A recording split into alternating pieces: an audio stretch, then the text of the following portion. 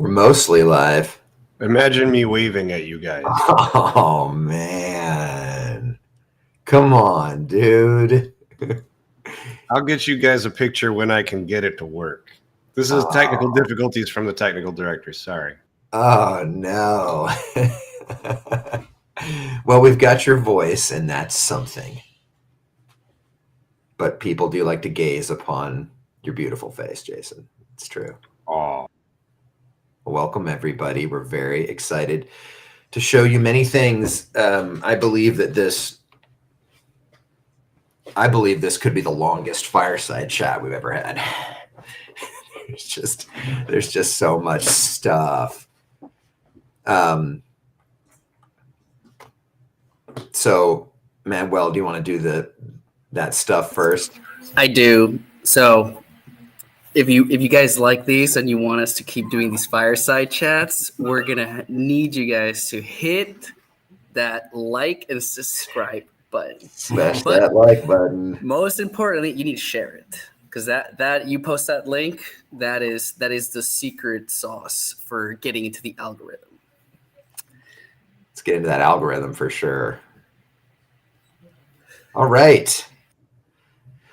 Well, guys, I feel like we should start by saying we did have a bit of an offsite recently. It was absolutely fantastic. Me and a few of the directors got together, and we had members of the community joining us. And I hope I don't get this wrong, but it was Forged in Crypto, Virtual, Dr. Wookie, Zeta, Las Vegas Lance, Punjab, Sinister Grand, Captain Nero, Cool, and Timbo Slice. I believe that's who we had. And it was really wonderful, guys. You can show that photo, Paul. Yeah, man. Look at those guys. Let's go. Yeah, it's we've talked about this idea of getting, a grand forum together and making sure that the community always has a voice. I feel like this was a really great focused place to be testing that concept, and I felt like it was a resounding success. It's so valuable for us guys to just get information straight from the source and to brainstorm features and what it is that we want to take the game. We're making this game for you. We're making this game together.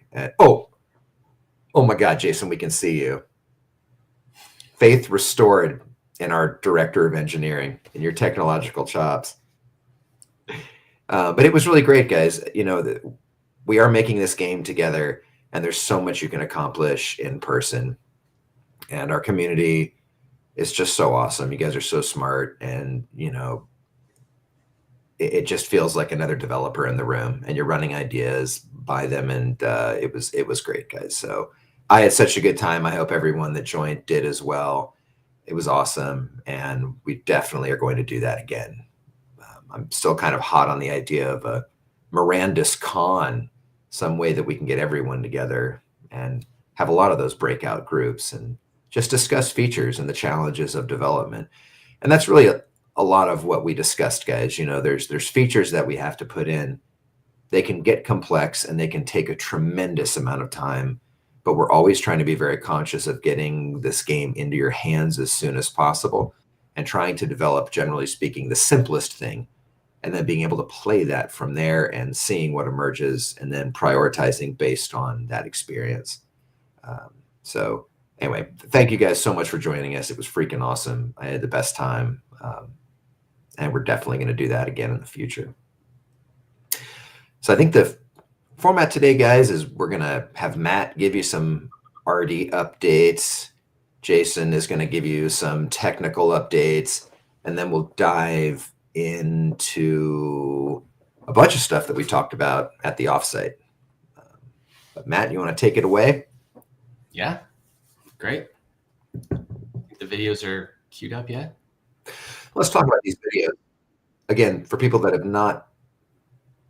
do not know about the Mirandus bits, these videos are taken from our internal meetings, guys. This is just like, we have meetings, team meetings at the end of every week where we show off stuff, and especially at the end of every month where we have kind of major initiatives that wrap up and the team gets to show them off. So we don't typically generate these videos for the Fireside Chat. We cut up videos we already had and that we use as a development team. So that's why if you see them, you'll see us talking in them. It's literally just our internal meetings cut up for your enjoyment. Go ahead, Matt. Yeah, play it. There we go. So what you're seeing here, I don't know if there's talking over this or not, but there is. Okay, so I'll be quiet when there's audio. You can walk across them. You can walk across. But this is all new stuff. Trying to solve those problems. This is lake area. Kind of some big roads in the background, and just kind of an overgrown area.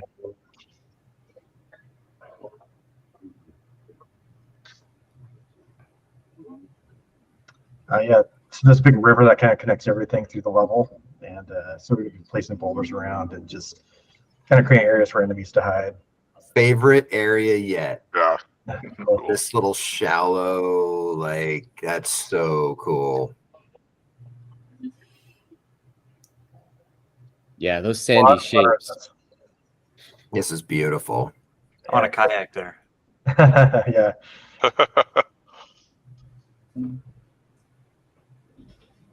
But yeah, it's been coming along. Been pretty happy with the progress everyone's making.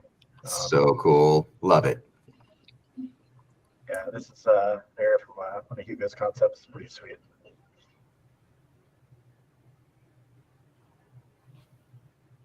Cloud Shadows. And then this is my area. This is the mountain peaks here, heading towards the tree bridge section. Oh my God, new favorite area. And again, some of it is shallow, but some of it is deep. We'll see. We'll figure it out later. And then you can climb on top and walk across it from one cave to the other cave. This is the cave that you see. It's kind of a cavern, and I need to make some changes in here, but it's still temp. That naked backpacker. Beautiful. Naked backpacker, yeah. Can't wait till we add fall damage. Yeah. Yeah, so this area, one to take, one of the feedback from Narrow's Landing was always wanting a deep forest. So this area is trying to make it feel more like a big overgrown forest that's going to be darker and more intimidating to explore. Ooh, So the goblins have started making some camps in this area, and it just has a few reveals of the vista as you explore through it. Lots of little deer paths to wander through and just kind of get lost in the maze of the forest. Beautiful. I love this.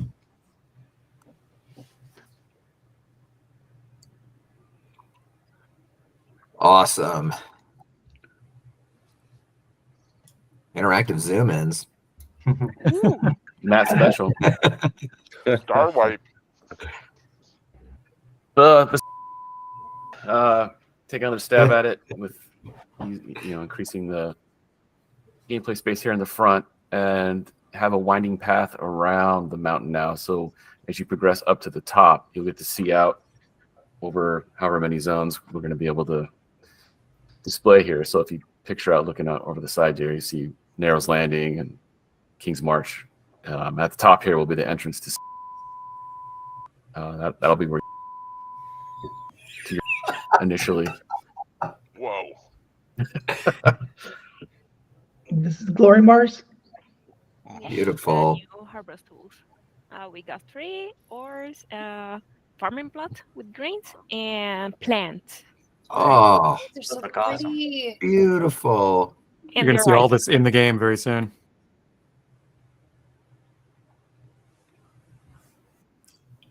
I love those beeps. They're just the best. Yeah, the redacted guys. We're trying not to give up the names of things necessarily. I mean, we kind of do sometimes anyway, but we're trying to hide some of that stuff. it's always a challenge. We want to show you guys cool stuff that we're working on, and I don't know. Is it a spoiler alert? You guys let us know.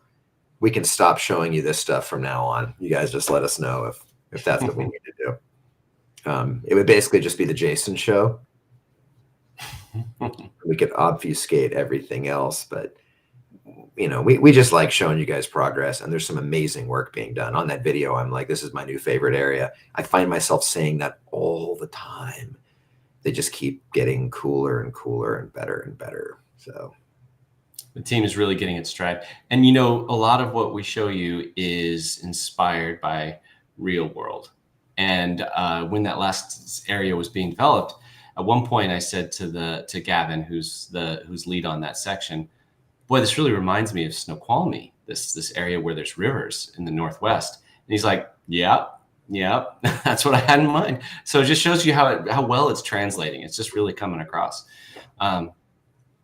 So really proud of the team. They're doing an amazing job. Matt, and the lighting is not done, correct? Because this is a constant thing that keeps being mentioned in the chat. Is the lighting done? I'm feeling very triggered. The lighting will probably never be done, but the hopes we have for the lighting are forthcoming. So as good as it looks, I think you can expect improvements over time. Absolutely. Yeah, I'm pretty vocal about lighting, guys. I want it to be way better. And better meaning there's things you can do. There's things that you want light to do that are very difficult to do. We actually just had a talk about, the light cast from a town. If you've ever been camping and someone has a roaring fire, it's amazing how far that firelight travels, 100 yards. You can actually see the person's face in front of you just from one, small bonfire far away. So that is a difficult thing to do, depending on the lighting model and engine that you have, is have your lights actually casting the light, the true distance that it would cast. So anyway, we talk about lighting all the time. I think it's good now, but we want it to be a lot better, and we've got some pathways to do it. We're just trying to clear the time to go big on it. That is one of those projects, sausage time. Hey, we can totally make this better, and we're going to have to put somebody on it for 6 months. Like, they're just going to have to go dark and do very difficult mathy things. When they emerge, it would likely be way better, but there might be new rules that suddenly change all the lights that we have in our levels currently, and those would have to all be updated to support maybe this new model or system. But I am absolutely willing to take that time. We talk about it frequently. So I think it looks good now, guys, but I suspect, over the course of the next year, you will see significant updates. The thrust for this initial render style has always been performance. We do so much on the team to ensure that you guys can be there in large numbers running around. So I'm going to butcher this, Jason, but one of the reasons that we switched to URP was to account for the demand that we have 30, 40, 50, 60 torches, people running around with torches at night, a massive crew of you through the forest. There's trade-offs because we've switched to that, but it opens up a lot of possibilities for us. And again, if it's dark at night, I love the idea of you guys having that moment where you could see 30, 40, 50 people with torches all kind of running through the forest. Those are dynamic lights.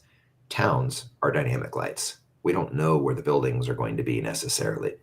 So some games you see, you can bake lights in.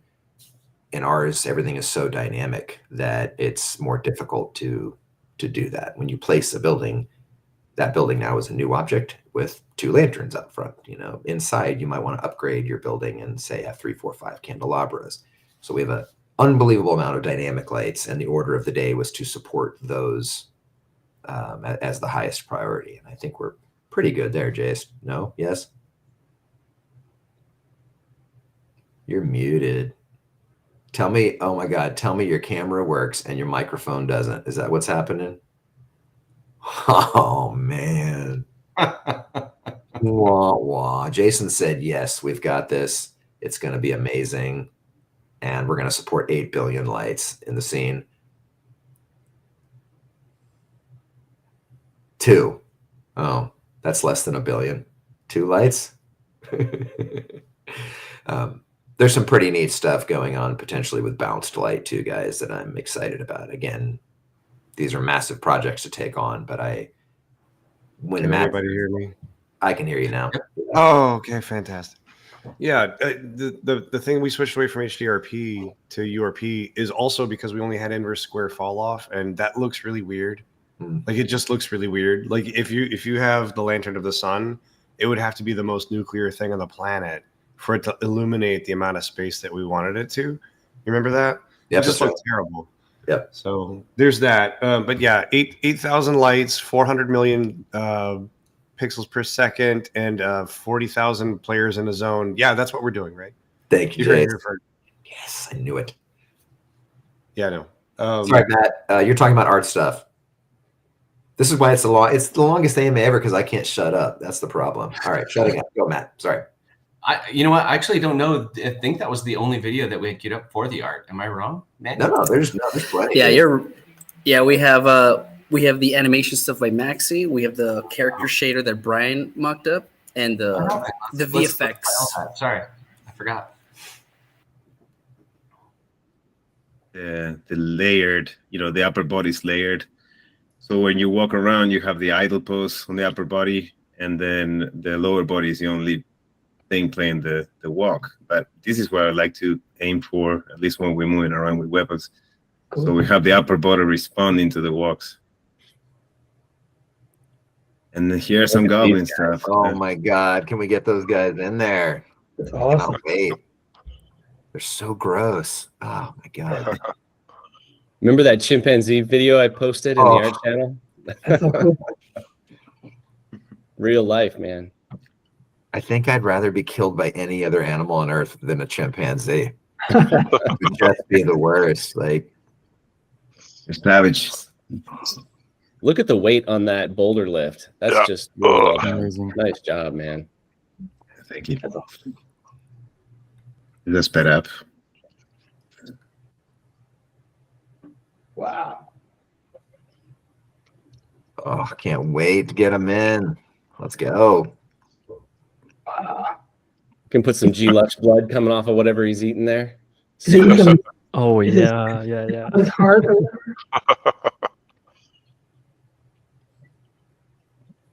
Oh, this is awesome.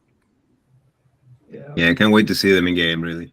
This is that moment, guys. It's always like this, that like right now the build is kind of torn apart to try to get all of this new stuff in. And I just love when we try to put a bow on something and have to wrap it all up and get it in there, how it comes together, and it comes together fast. So it's going to be that walk with that bow. That's so good. Yeah. You like my acting skills, man? Planet of the Apes type of thing. Planet of the Maxis. Did you mocap these, Maxi? The locomotion ones, yeah. These attacks are all hand keyed.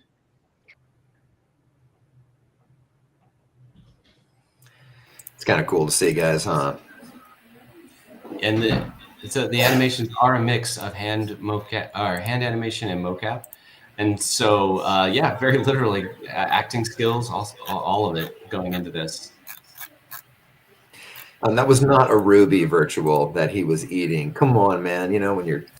When you're animating stuff, you put a little temporary object in to kind of give it a sense of space. But what you were seeing there was a goblin who was hungry. If these animals kill things like a wolf, including you, they will, there is meat on that bone, and animals that are hungry will walk over and they will actually be eating from it.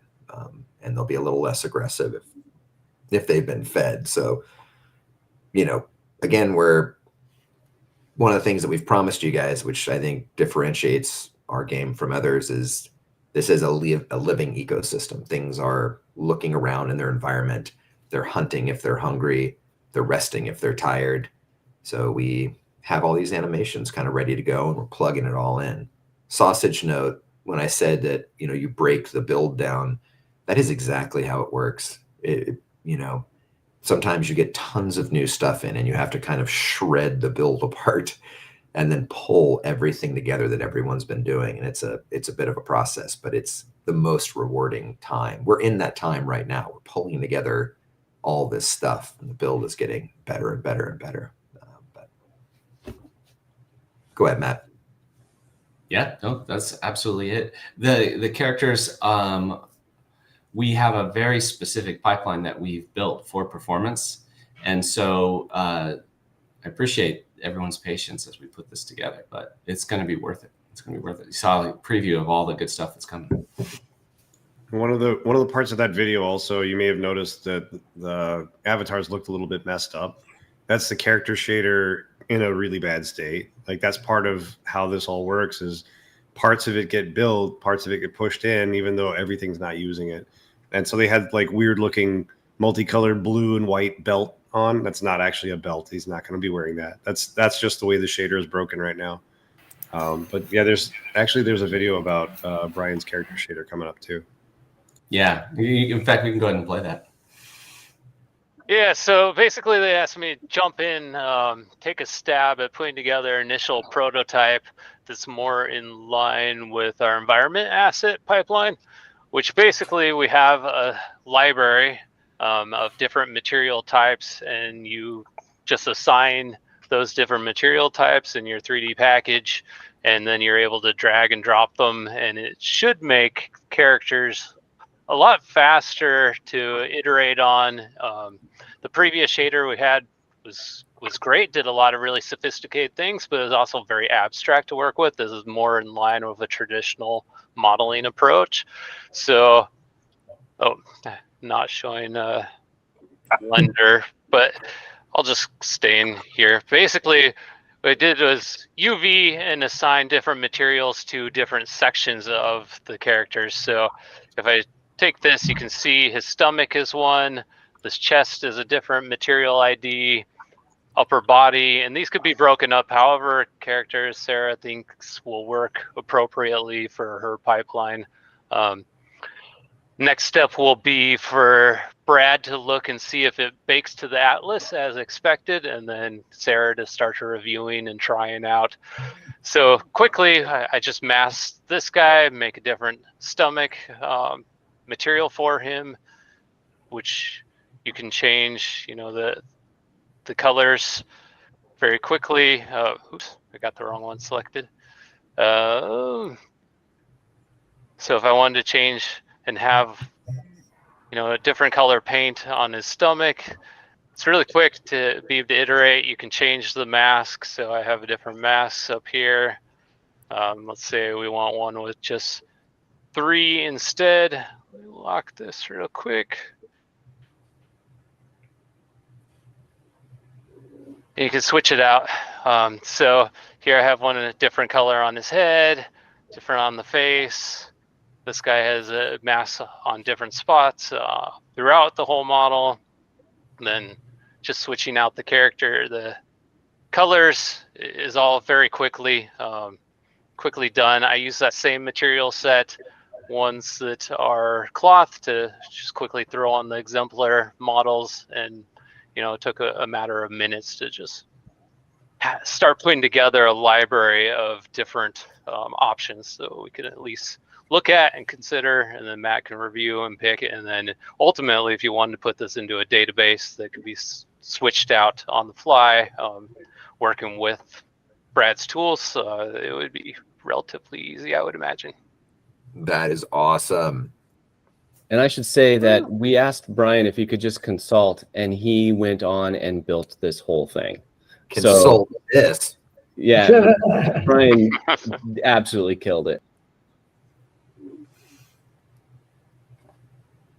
Cool to see. What else there is to say? I mean, there it is. I mean, that's coming along really smooth. Let's get this other one ready, guys. This is a community ask about thing.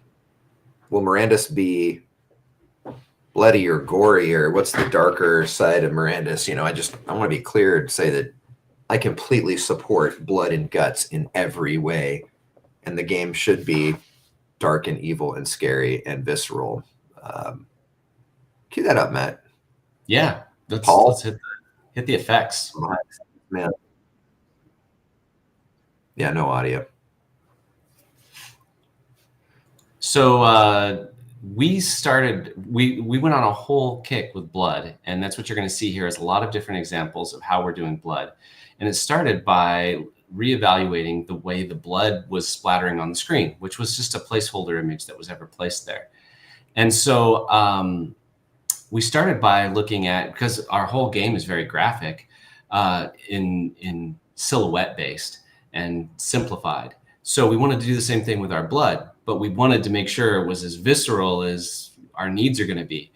And our effects artist, G Lush, just went ham on this stuff. And suddenly we're having, what you're seeing here is live splurts of blood that can be scaled in all direction using this same art direction.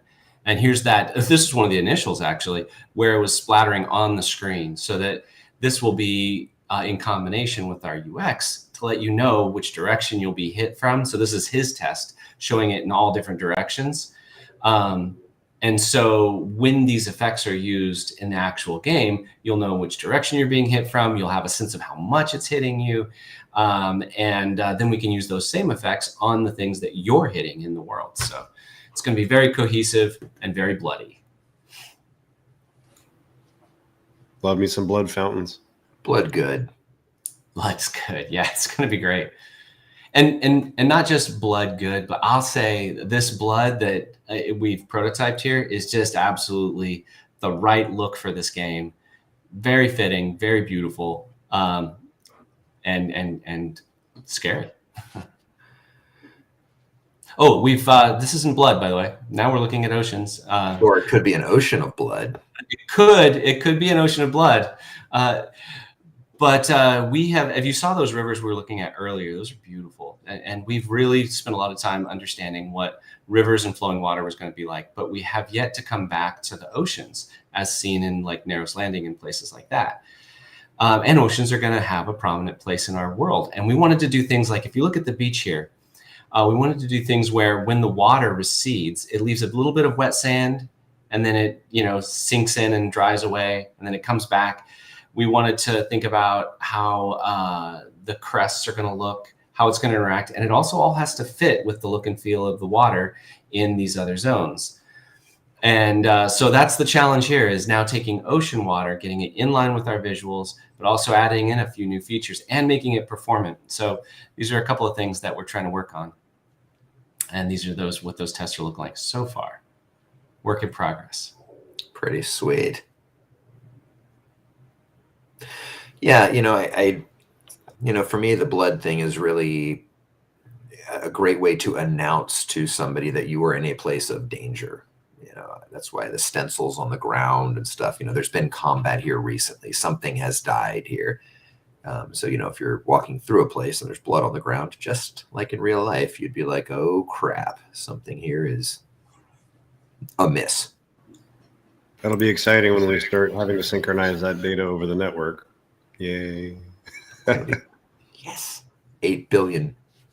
Just 8 billion on everything, Jace. Thank you.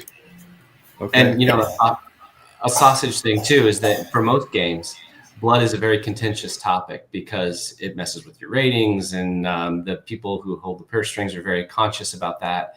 And so can you have blood at all? What can you do?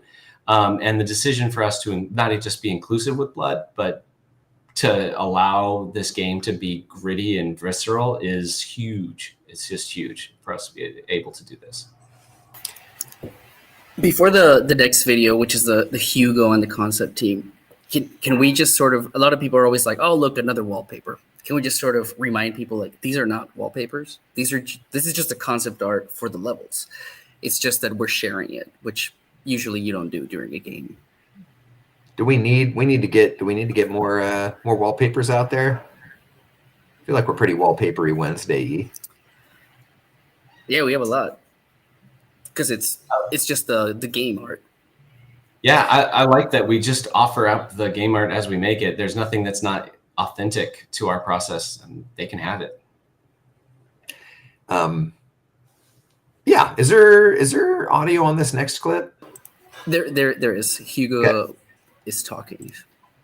Hugo's awesome. Let's go. Yeah, so yeah, sorry. We have been working on a new cemetery design. So the old one was more classic in a way. This one is more original, and I would much prefer the fact we have stacking stones and smoke, incense, and maybe bells. It could be very cool. So you have a big one, 20 by 20 meters. You have a medium one and a small one, and you can. The one on the left is the small one, the 10 by 10, I guess. And yeah, that's the new design we have been working on. These are awesome. Yeah, love them. That's awesome. There's, having bells and things in there, guys, means that, when you're in town, you can maybe hear it almost like a subtle wind chime, can kind of guide you and take you over to it. You'll know that a cemetery is near. But if someone respawns and they've spent materium, maybe the large bell kind of tolls and rings. So, yes. Cool. how cool would it be to have kind of that audio component? You can hear the gong, like, oh my God, somebody came back. Like in the beginning of Hell's Bells by AC/DC. Yeah, and imagine that you're in town and that bell's just going nuts. Like, something happened, something horrible happened. Yeah, that was fun. Also, we started to work on some Aaron in Continent 1. So one of my ideas was to use to mix, and it's on a continent, so building shape. So I tried different ideas, and so it's still a work in progress, guys. It's not done. I tried to use a sphere as main shape and mixing sphere with towers. Like, it's a mix of different. This one is just some kind of mezzanine level in an elegant way, mixing with. And this one is completely destroyed. It's lush environment. It's more like Pacific rainforest kind of biome. So everything is green and moss everywhere. It's very, very lush. Beautiful. It's awesome. So it's still work in progress. I have these 3 different ideas coming from those sketches. And at the same time, I've been working on some emblems or icons for with a tree because they were traveling the sea with ships. So I was trying to find ideas to incorporate in my architecture kit. That's cool.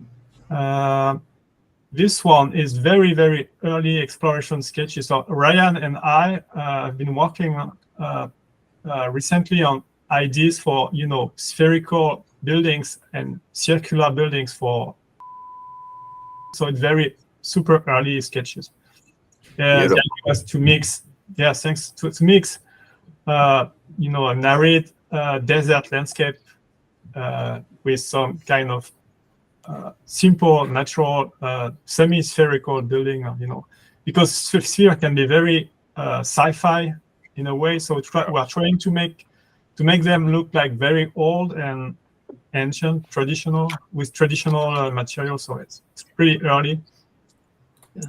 Darren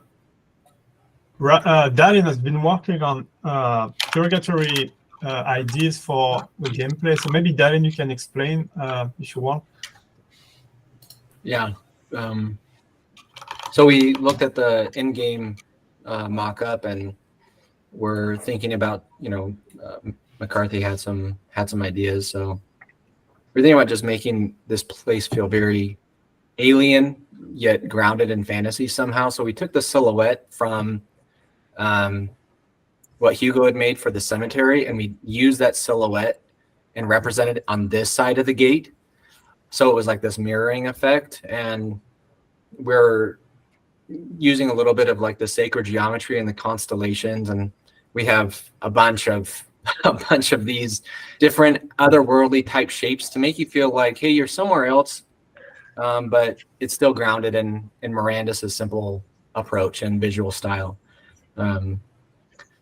So these are all like concepts with, you know, what I mentioned, but also trying to show like somehow a subtle way of like elapsing time.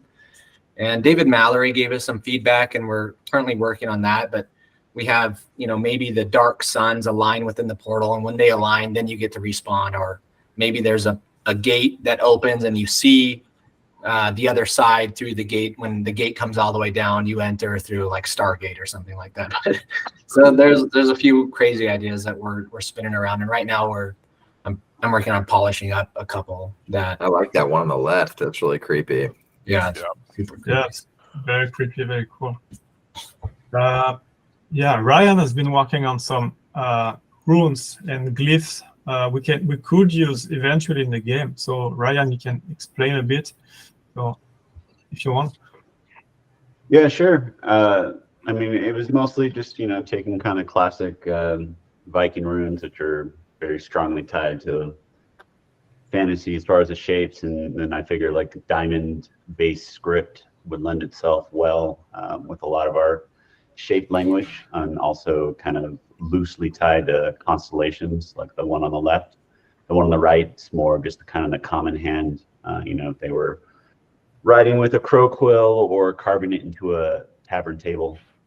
So I just kind of played with letter forms so that we can, you know, kind of put hidden messages inside the world, so they have these little Easter egg moments without giving away any real secrets until we want to go full blown like pictogram, ancient mural discovery. So yeah, and this one was just another version of the ancient one. You know, a little bit more primal, I think. I don't know, like we can make distinctions, you know, for like spell forms and or just historical scripture, like on temple walls. This one was an example of, you know, what the more guttural language of goblins or base nature, or even shamanic spells and whatnot. I just thought slash base, you know, something you'd hack into some fallen wood, and this one was like the ultimate primal base goblin, very pictogram oriented, you know, just full on caveman. Nice. Also, yeah, Daddy and I have been working on paint overs, mostly this month. Yeah, a lot of paint overs. You have Peter and the 3D guys. So yeah, it's a lot of mood research for, you know, spooky mini zone. That's right. Inside you know, Splinterwood. Yeah, David made some. You can comment if you want. David made some cool mood shot for the river and the beautiful vista with the mountain in the background. Some kind of spooky, like Brian showed us earlier. Some kind of, you know, very wild forest with big trees, big roots everywhere. That's cool. And yeah, this one I made for Peter for the, you know, the big tree in the middle of the arch stone bridge. And yeah, that's it for this month, guys. We're working on a lot of different stuff, and mostly environments. And the liberators are going to go crazy. So redacted. We are endeavoring, guys, to have a language of Mirandus, and that would include a written language. So I saw in Discord some of you guys were asking about, you know, if you can decipher the language, or if you can, you know, would that lead to hints and clues in the world? And the answer is yes. The answer is yes. You know, concept art is not just creating fine, good-looking images for our location. In fact, a misappropriation of the tool set of concept would be to illustrate what we all kind of know. Concepts need to always be used for the critical thinking aspect of things that people don't know yet. And it's actually the effort of solving design problems visually. So you can just look at it and go, oh, that's the answer to what this is. And so with the language, but with the props, what really goes on behind the scenes is a lot of asking why and how and what should happen here, and then problem solving that. So that's the fastest way to get to an answer that you can just look at and feels intuitive. But there's a lot of research and questions asked, and it's an interesting process. Agreed. All right, Jason, should we dig into technical stuff? I mean, I kind of keep the community up to date on this stuff as we go. So I'm gonna rip through this. We did a lot in the last, I don't know, since the last AMA, and honestly, there's so much to talk about that I'm not gonna. But what I will, I'm gonna talk about a few things because there's some big stuff. Did you lose my audio again? No, I just redacted you. We're just okay. On the fly redactions. So we did it. The whole team has been working really hard to try and get to this Q1 release. There's a bunch of things that have to be in it, and there's a bunch of things that we want to be in it. And of the things that has to be in it is the restructuring of all of our assets so that we can be more scalable over time, and that's using the asset bundle system. And it literally has gone from my hands to Brandon's hands to Brad's hands to Angel's hands, and everybody has touched it and done something on it. There's years worth of engineering time in it, and as of today, literally today, Angel just landed that branch, and now everything has been kind of reorganized and put into asset bundles, and the environment team has been trained on it, and it's finally in. And I'm sure that there's going to be some things that need to be fixed on it, but the reason why this matters, the reason it has to be now, is that going forward, when you launch Mirandus, what happens is you get a little loading bar, and anything that's new gets downloaded. And it's not uncommon for us to, oh crap, there's a fix we need to make. We need to push out a new build. The new build comes with a new client. It comes with a new server that you don't have to download. But the new client you have to download. And we're expecting to pretty regularly build and push out new versions. And the last thing we want to do is make you guys download 2.5 or 3 gigs worth of crap that you downloaded last time. So now it's going to be, there's a handful of things that probably have changed, if anything. Sometimes it's just code. It won't download anything in that case. It literally just opens up and says, yeah, you're good. So you download a tiny little, I don't know, couple hundred megs for the executable, and then it just launches. If you need to download something new because it's been a while or we updated some stuff, then you download something new, but it's really not everything. It's just some stuff. So that's huge. That's huge for you guys. It's huge for us because it also means that our build server doesn't have to build all that stuff all the time. Instead, it knows, hey, I don't need to build this because it didn't change. So as our game starts scaling up, that matters more and more. And it's actually harder to do later. We're already a couple years into this, and we had so many assets, some of which we weren't even using anymore, that it forced us to take a really hard look and figure out what was right, what was wrong, how to improve it, how to organize things better. Anyway, a lot that I could talk about that for hours. I don't want to. I'm sick of it. I'm so ready for it to be done. So anyway, this is huge, and thank you so much, Angel and Brad and Brandon, for taking this across the finish line. It's taken months. So what did I get done? Last few months, I worked on the real-time speech system. I spent a week and a half, mostly over my vacation, building a phased vocoder pitch shifter, which isn't quite ready. I mean, it sort of works, but you still sound a little bit like a munchkin. So we're not gonna bring that out. But the last play test, we actually ran around, and McCarthy and I sat there in a corner and just talked to each other in the game, and it sounded pretty good. Yeah, we're trying to get to the point where our weekly meetings happen in Mirandus. They don't happen on a Zoom call. The team loads up Mirandus, and we can stand around and have a chat, which would be pretty cool. And yeah, Captain Hero did hear you say the word vacation, Jason. We know that's not true. There's no vacation. Oh, it was over vacation. I didn't take a vacation. Yeah. No. But yeah, we have the voices working in game. I think just because there's enough people out there who don't use headsets, or enough people that have their speakers pointed just a little bit into their microphone, that I don't think we're going to be able to leave it open all the time. Maybe we'll have an option for it, but mostly I think we're going to end up with a push to talk system. So you'll have a key that lets you talk to people. It's just generally a better way to go about it, even though it's convenient to just talk to your buddies. So I don't know. We'll see where that goes. If you guys have opinions about it, let us know. A lot of games do both. So let's see what else happened. The Mint Manager got written. That's the thing that lets us bring in and out Materium to GalaChain. And yeah, the Materium will have to be on GalaChain for you to use it in the game. Eventually, the Mint Manager is also going to handle all the NFT generation. So if there's a new NFT being spawned and put into your inventory, that's where it's going to go through. We're not trying to support anything like that. I'm just standing up the bones.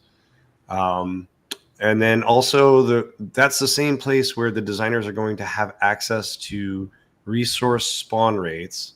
So they can say, here's how many pine we're supposed to make this week, or here's how many iron ore we're going to make this week, or whatever. And that will help us generate the right rate of creation so that we can constantly be tuning and tweaking the resource fabrication rate, and also indirectly affecting the value of things in Mirandus. That is literally what design will be doing for a lot of their efforts.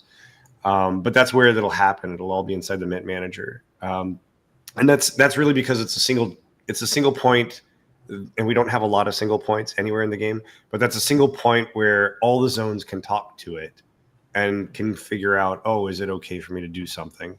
And also that's where we put all of our logging in, so we can tell if Materium is being generated too fast somehow, like if there's a bug. That's where we put our circuit breakers.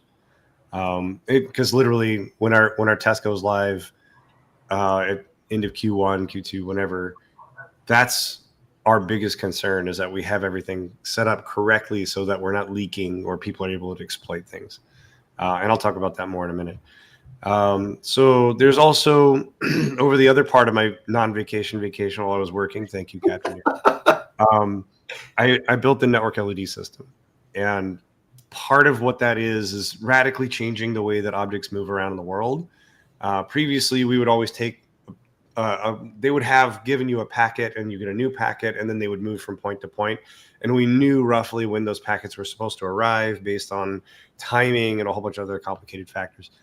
We don't do that anymore. Instead, it's you get data as quickly as you can possibly get it based on the object and its distance and what LOD range it's in. And even the content of those messages may be different.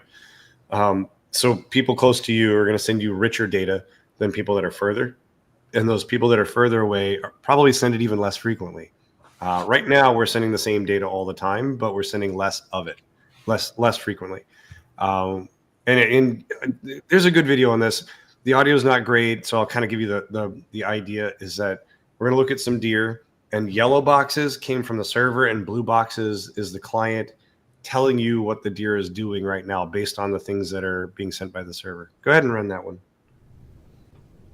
All right, so here we have a deer. He's walking. He's kind of in a little, let me see where he's trying to look at him so I can see where he is. Okay, so here's a deer. And let me turn on his packet visualizer.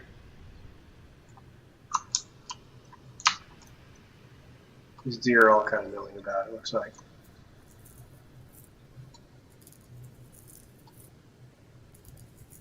This guy's also pretty far from me. He's only sending one update every 5 seconds. You can see the yellow packets are coming from the server. I'm going to run a little bit closer to him and see if his packet rate starts to increase. There we go. So I'm closer to him now. He's within 120 meters of me. You can see that he's got a whole bunch more packets. So the client's like, oh, I need to hurry up and get closer to where the front is. And it speeds him up to get to those spots so that he's more accurate on your screen. And what that does is it means that the client has better visual fidelity for what's coming from the server. And so he follows that path as tightly as he can. There's probably some work to be done there, but in general, this was a pretty hard thing to change over to, because previously we were always replaying data in a very specific way with very constant timings, and now it's very dynamic, which meant that we had to come up with some pretty innovative algorithms for always just trying to follow as closely to the head of the path as we could get to. And if more data came in, so be it, we'll use that data. And if it took a little while for the next data to show up, we had to kind of anticipate that. So there's a lot of effort and trial and error that went into building something that worked like this. But the nice thing is, as he goes between LODs, there may be some pops here and there, but most of the time he's interpolating to get from one spot to the next as quickly as he can without skipping too far. And also, it's possible for him to move pretty quickly along a line with several yellow packets as quickly as he can without getting stuck behind them or overshooting them or anything like that. So anyway, I think it looks pretty good. Is it perfect? No, but we're trying to do 1,000 objects running around all at the same time. So yeah, it's pretty good. But yeah, that allows us to have data coming and going at different rates. Is it right? No, but we're going to make it better over time. So it's pretty good. 1,000 things in a zone has always been the goal, and that is a critical thing to develop to try to get us there, man. So, and we will see in the next test, which I will talk about in a bit, if we're able to hit that, or what breaks. Oh, it's all going to break. That's the expectation. Question is when and how. So yeah, there's a bunch of other guys on the team that have done some awesome stuff. I'm gonna also rip through some of these. Eric T has been doing all sorts of amazing AI stuff for us for a very long time. It's starting to show that the monsters are smart. Some of the things that he did in the last little while has been building up AI pack cohesion. So wolves actually kind of travel more in packs, and deer like to hang around with deer. And at different times it felt like they were kind of wandering a little bit, and now they really prefer to be around each other. But we can tune that. The amount of pack cohesion is up to the individual creature. There's also he added some improvements to the oscillation issues. Like when AI is trying to decide what to do, it's not uncommon for them to do this for a second and then be like, oh no, I need to do this, and then they do that for a second, and then you see them ratchet back and forth, and that's when you kill them. So that they're a little bit better about figuring out what they need to do and then sticking with it, at least to the point where they achieve the things that they wanted to achieve when they switched to those behaviors in the first place. There's some new nav mesh cheese detection. That was the thing at the last tech test, but this time they know when you're off the nav mesh better and kind of make more intelligent decisions about how to attack you or just to run away or pick a different target. We have ranged combat too. We didn't have that in the last tech test, so yeah. So if you stand on a roof and shoot stuff, and they couldn't do anything about it, now they can. Totally. And if they have a ranged weapon, they'll switch to it and pick you off. And if they don't have one, then they run away or find a different target. So it's the intelligent decisions. It's like that's what you would do if you were the monster. So also there's a better idea of making progress during combat. So monster didn't really know this before. They would just sit there and club you until they died or you died. Now they have some idea of, am I actually achieving the goal that I'm set out to do? And if they're actually killing you, then they'll keep doing it. If they're not making any progress or they can't hit you, this is like how kiting gets broken, where you hit a brute and then you run like crazy. At some point he's gonna be like, dude, I can't catch you. I'm not gonna keep chasing you. There's no reason to. I'm gonna go switch to a different target. And maybe it's the target is just leave. Maybe just run away. But now he's actually evaluating whether it makes sense to continue doing what he's doing, whereas previously they didn't. Which means they're going to feel smarter. Watch your back. Let's see, friendly fire avoidance. Now they can shoot arrows and rocks and things like that. You don't want to be in front of that, but sometimes you can maneuver so that other goblins are in front and they would actually hit each other and they can hurt each other. So now instead of being able to cheese them by lining them all up and having one guy shoot the next guy, they're pretty good about scattering. It's not perfect, but I mean that's the way the game should play. It's not always gonna work out to their favor just because they're written by a programmer. And then also now they spread out whenever they're encircling a target, whenever they're going to kill something. So instead of about 6 wolves all attacking you from the same angle, you'll have 6 wolves surrounding you. So by the way, you can't run, or you'll have a hard time. So all awesome stuff. This is going to make the game feel so alive and so real that in first person you're going to be scared. That is the hopes. Brad has done a bunch of awesome stuff. He added a bunch of lighting tools for the team. So talking back about lighting, while my mic wasn't working, a lot of what you see, almost everything of what you see in these levels is hand tuned by one or more artists. And they lovingly add every time of day by changing the way that it looks, by painting a new skybox or tweaking the amount of light and moonlight and shadows and everything. That's a hugely intensive process. We eventually would like to automate some more of that, maybe all of that if we can. But a lot of what we're doing right now is just making it so that the artists can dial that in better, faster, easier. So Brad did some of that to make those tools nicer. He also built some automatic atlasing tools that automatically, whenever somebody exports a new a wagon or something like that, or a burnt out house, it automatically will import it, turn it into the correct kind of prefab, and then it's ready to go. But it's not just automating that process, but it's making it efficient. All of these environment props are built such that they have a material library. This material library is a standard set of how things look. And there may be some variation, but for example, if you've got pine wood and you've got oak, they're going to look like pine and oak. And there may be a couple of variations of it, but they are pine and oak. And those things are put into an atlas. And every object in the entire environment that uses it points to the same part of that texture. And that means that whenever everything draws, we can actually render everything in the whole scene in one draw call, or a handful of them based on where they are in the world. So we can break them up positionally. But that's part of what Brad's tools do, is it automatically generates these things in a very efficient form. And then whenever they enter the world, they pop into certain regions. And when you're looking in this particular direction, we draw one thing and maybe 100 different props will draw in one go. GPUs like it that way. I don't know why Unity doesn't do a better job of that naturally, but anyway, I'm not going to go there. So Brandon has been doing a lot of work. He rebuilt our entire build server, which he wrote from scratch last year. He rewrote the whole thing in 2 or 3 weeks, and he did it with this new thing called Blazor. It's just awesome. It's so much more robust. It's all entirely C#, has a little bit of JavaScript in it, but that effort is making it so that we are, well, one, we're blocked less waiting for the build server, but there's also more opportunities for us to improve that performance because it's in C# instead of him having to do stuff in 2 or 3 languages. And then he's also been trying to improve the amount of data that we generate. A ton of data. Every build generates asset bundles, it generates clients and server images and all this kind of stuff, and they get scattered to all these different servers. And he has to track all these things down when there's too many of them, figure out which ones we're not using and delete them. And even the deployments, like we have our staging server has 4 servers.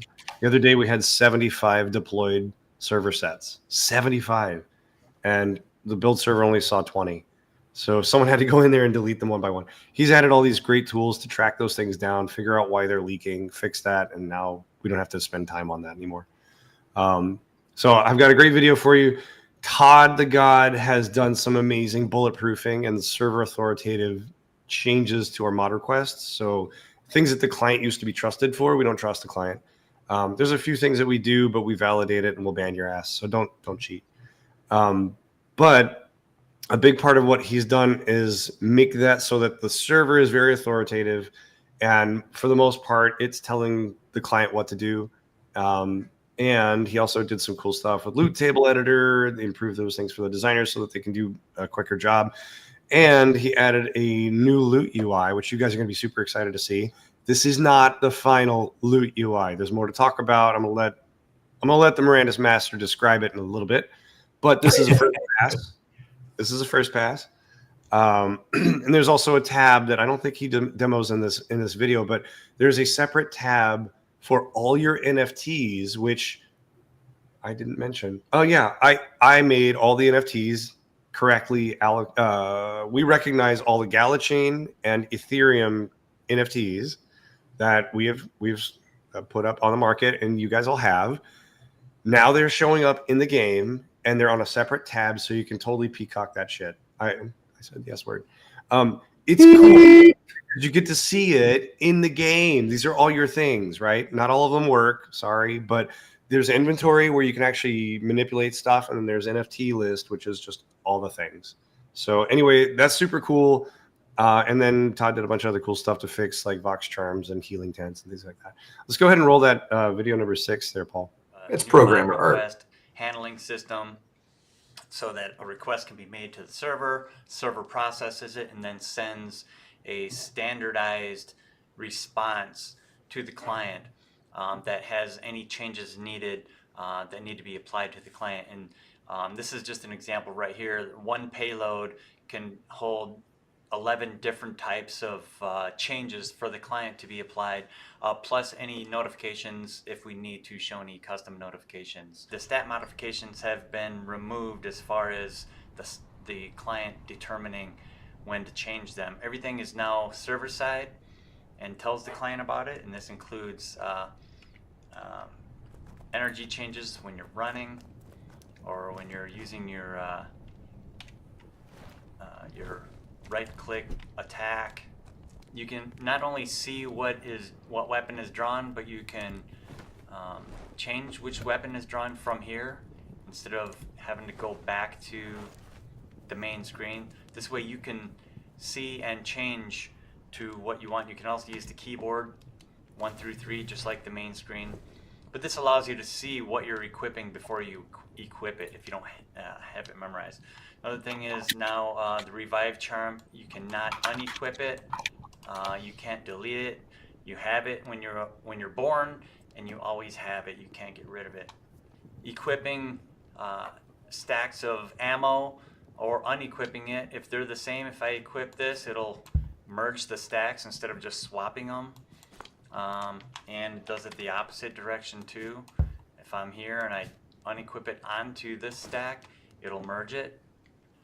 Finally, for looting, now there is a dialogue that comes up and shows you all of the loot that's in the container there, and also shows you your inventory. So you can also rearrange things in here, decide what you want, what you don't want. After you take everything, the dialogue closes. Let me go kill this guy real quick. Okay, see what he's got. Now if I just want everything, just click take all. Boom, open your inventory, it's all there. That pretty much summarizes my stuff for January.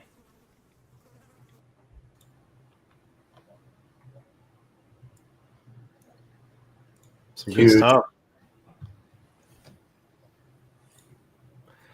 All right, so there's a few more guys on the team that have absolutely kicked ass. Angel added, we don't have a video of this. I don't know why we don't. Angel added player and monster look-ats.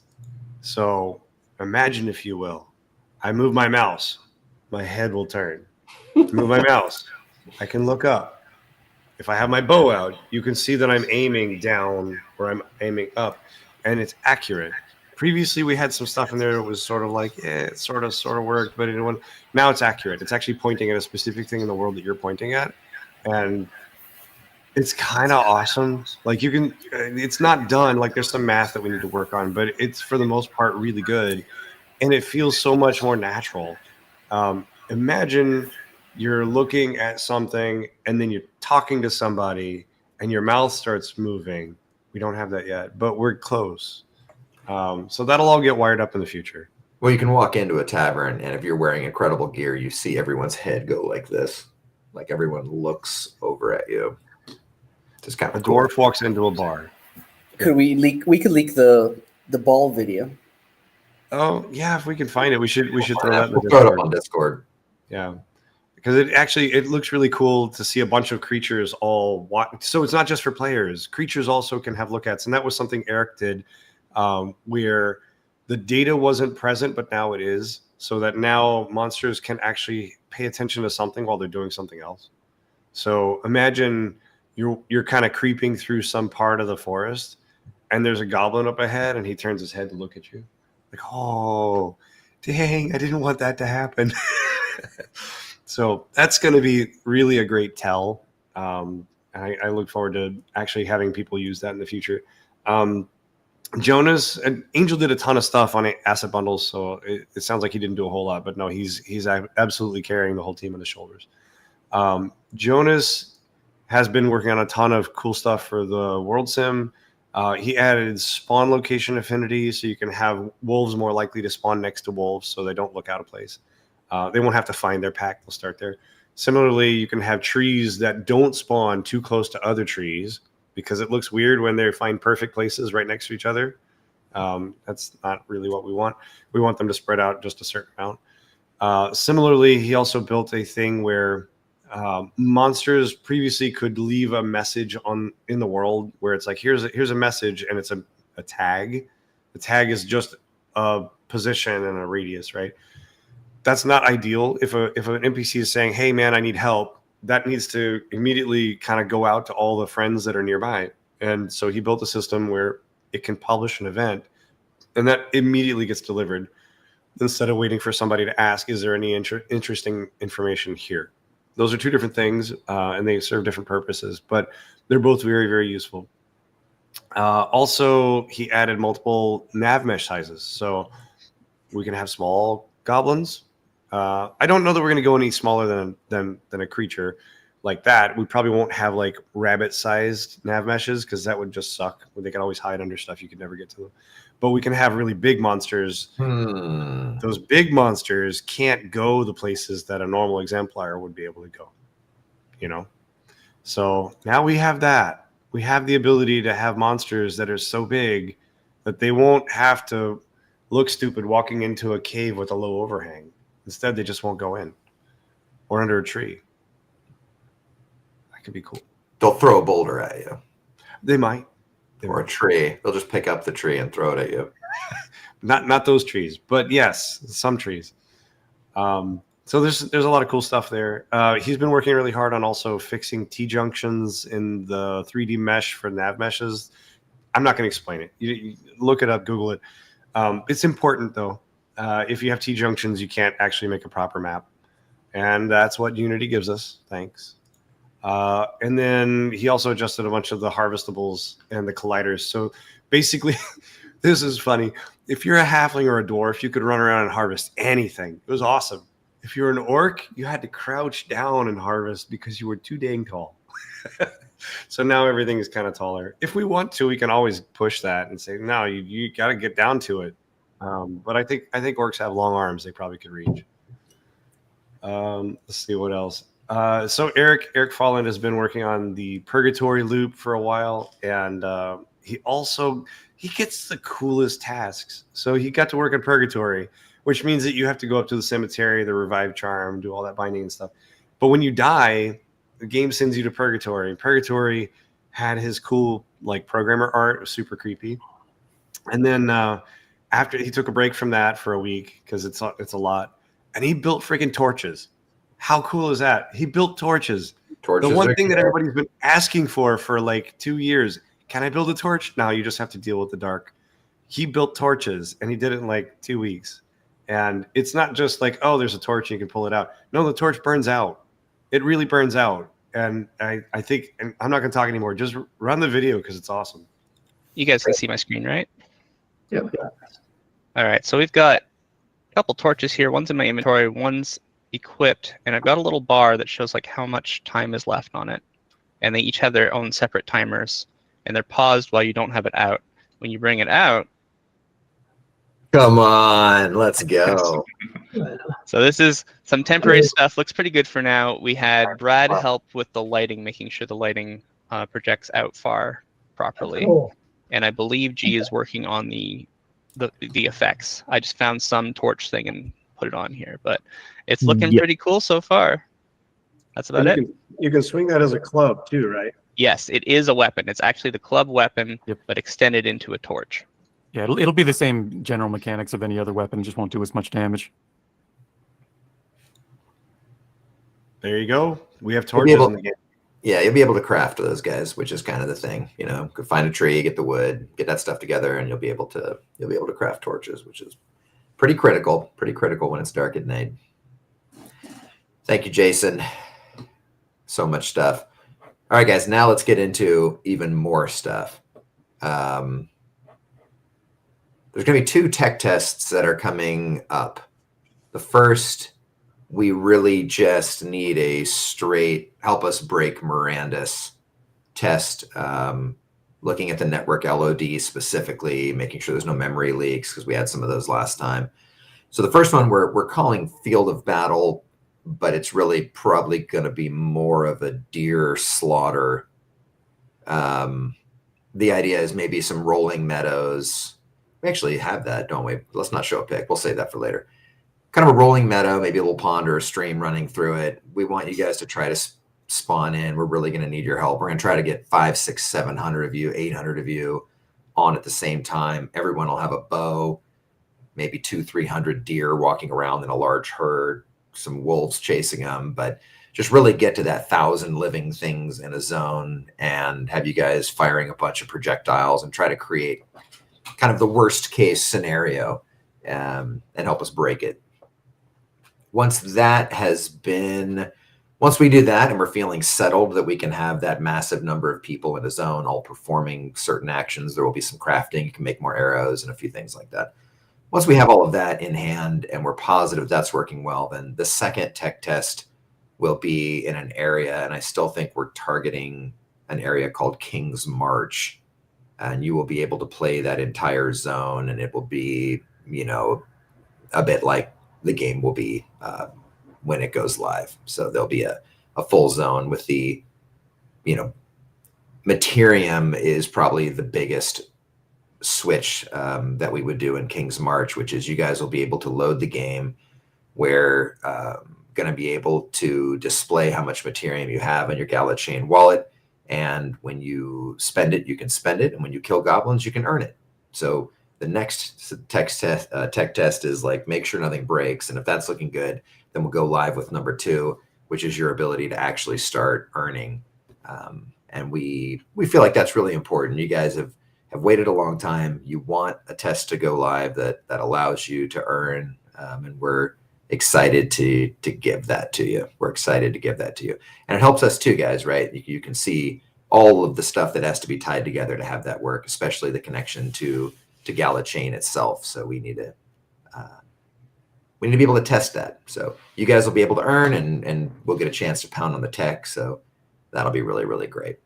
So I think it's worth pointing out that the reason for there's two things, right? One, the field of battle is there for us to be able to reset and throw away progress regularly. I expect it to just crash and burn. Like I honestly don't expect it to stand up for very long. We're going to have probably more memory leaks. We're going to have probably weird issues. We may have to nuke the whole thing. We hope that you'll come back in and play some, because this is the only way we get to being able to stand up the real server with everything in it. We need this to be really robust, because I don't want to go in and, like, imagine 3 days in, you've put a lot of effort into it and you're starting to really enjoy yourself, and we have to nuke the server. We'd like it not to be like that. So we're just going to start you off with some starter gear, and it'll be a great little experience where you can go around and kill some stuff, and it'll feel fun. You can get familiar with how the game plays, but there's no real heavy investment. That's the field of battle. That's why we're doing that. Not because we don't want to give you the whole thing. We don't want to take away what you worked for. You know, and it's still going to happen like that, but we're hoping to defer that a little bit so that we can make sure that it's actually sort of robust. We haven't put it in front of enough people lately. Thank you in advance, as always, guys. You know, we want to get enough numbers and people in there that we're doing something incredibly complex and bringing it to its knees. So you guys have always been really cool about that. We couldn't do it without you. So, you know, thank you in advance. And it'll be fun too. I think it'll actually look kind of cool. You know, the level already looks pretty, and seeing 200 deer walking around, 300 deer, I mean, it's something you don't normally get to see, an actual herd. So we're excited. Help us break it, and hopefully that'll be cool. So again, that in hand, If the servers aren't on fire, then we can move to the second test where we're hopefully enabling you guys to earn. I'm really going to get in now just to like stuff that we discussed at the offsite with everybody. I'm going to try to rip through this. There's a lot of meat. But, a big topic of the offsite was GALACHAIN integration and Web3 integration. And what does that mean? And how do we architect Mirandus to support the Gala ecosystem? And how do we use our GALACHAIN tech to its fullest? And there's some pretty awesome stuff that they're building that we're excited about. And there's also just an interplay between things you own on the Ethereum network and things that would be on GALACHAIN. So there was a lot of discussion about what that looks like. We can see that you have an 1155 in your wallet, but we think, it's obviously better for us if it's on GALACHAIN because, the original 1155s that were sold, they're more FTs than true NFTs. And that was for minting costs. If we spin up 1,000 items, we have to pay for each one of those individually, and it becomes really kind of cost prohibitive. GALACHAIN gets rid of a lot of those problems that exist on the Ethereum network, and your items on GALACHAIN are true NFTs, which really helps us because now each item is truly unique, has a unique identifier, and then on our database we can attach data to that. So for instance, let's say you have a town that you've done. If you've upgraded that town, we will know that town's unique identifier. And in the future, when you were to place that town again, those things could persist. We can attach data and stuff to your exemplar. Then anytime you ever take your exemplar anywhere, it could come with all of this data that is attached to its unique identifier. So we talked a little bit about that at the offsite, and we're still kind of planning exactly how that will work, but it does help us if those items are on GALACHAIN because they're truly unique NFTs at that point, which is really cool. We talked about Materium and just, how to ensure, and it was really great. Thank you, Virtual and everybody, talking about the tokenomics. We need to start getting a light paper in your guys' hands so you can see exactly what our total supply will be, the emission rate, and all things Materium. We want to make sure that the contract is future proof, and so know that that's a big topic of conversation, guys, and we will be getting that to you as soon as we can. I'm just going to rip through these guys. These are, again, these are topics of conversation, and I'm so glad that some of the community was there because they can talk to it even if we're not around or online. But there is a power to items being on GALACHAIN again because we can kind of lock them in your account while you play. So when the game loads, we can kind of hold those items and lock them. And that guarantees that, let's say, if you have a magic sword, you can't just transfer it to someone else who has a magic sword and now the other person. So you keep loading the game and you keep seeing 10 magic swords when really there's only one. So there's a bit of a power to GALACHAIN in that we can lock your items while the game loads, and then we can unlock them the second the game ends. So that's something we might want to utilize again, to make sure that there's not multiple uses of an item potentially across multiple accounts. And I think just in general, guys, one of the things that we talked about is there's so much about GALACHAIN that we have built and learned over time in order to just be what it needs to be to support games at scale. So there's just a lot of really great technology that has gone in that's enabling us to deliver you Mirandus as you guys want it. Let's see, inventory. So we talked about inventory quite a bit. One of the things we decided not to do in this game is Tetris, meaning that in some games, if you get a spear, it's like a 1x6, and a shield is a 4x4, and you end up having to kind of Tetrisize things in your inventory. We've kind of made it a little easier in that all items take a 1x1 square, but we don't think that much is going to be able to, not be able to. We don't want stuff to stack because everything only takes up one slot. If you were to get 6, 7 pieces of wood, there's no reason to have a thing with 6 next to it. we actually can have you start filling up your bag like you would expect in real life. And again, most everything we do in Mirandus is about trying to, without being too punitive, simulate a real world, the physical nature of the real world. Anytime that we have that, the game just becomes more intuitive. So imagine a grid, and items will take up one, unless it's extremely small. If you have a ruby, those would stack. But if you get a big lump of coal or an iron ingot or a sword, or just expect that to all take up one slot in your inventory, and it gets quite easy to control that way. And I think it makes sense. Spells. This is a big one, guys. Spells. We talked about spells. One of the things that we have in our game that we like a lot is that you essentially have items you can equip. And we want everything to try to funnel into that system. Because again, once you learn that, which is drag sword over to the one slot, you now can pull that sword out. You can see it on your hip. A torch, put that in a slot. That's what you'll be wielding, and it can cast light.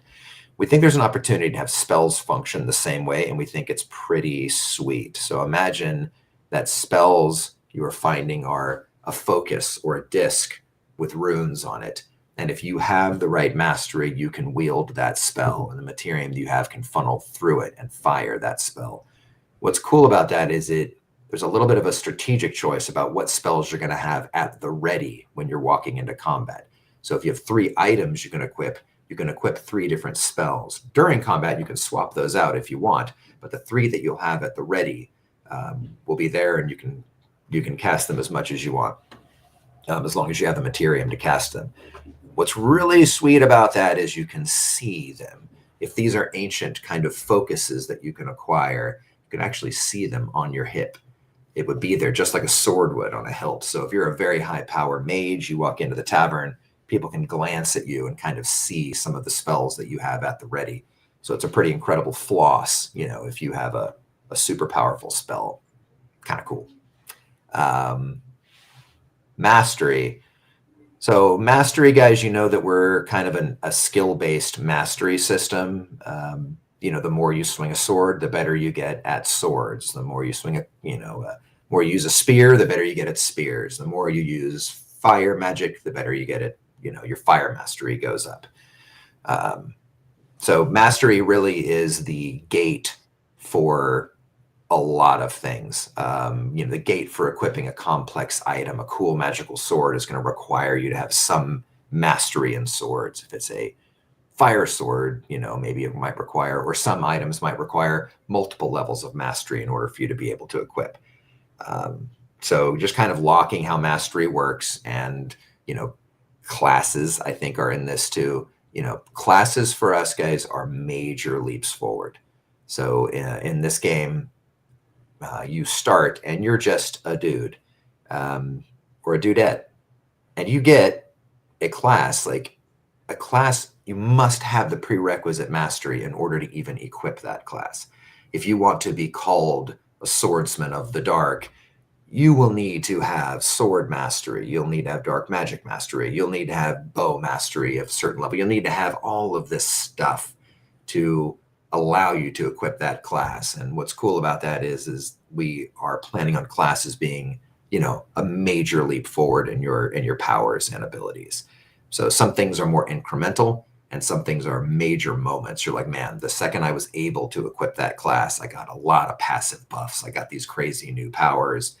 That should be a big moment for you in the game. And also, when players hover over you and they see your name, they now will see the class. It will show your name, plus you are a dark master of, whatever, which is kind of a cool flex.